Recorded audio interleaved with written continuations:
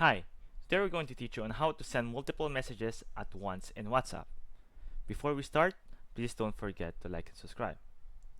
Now let's begin. The first thing that we need to do is to download the following application, Text Repeater. You can easily find it in the Google Play Store. And then we need to open it.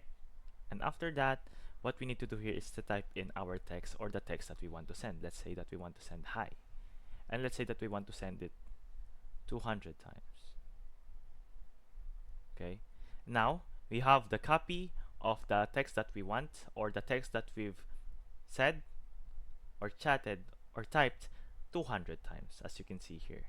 But now, and the thing that we need to do here now is to copy, then from there go to WhatsApp, and then from there what we need to do here is to simply paste the 200 messages or the 200 texts that is been repeated 200 times. Simply paste and then click on enter.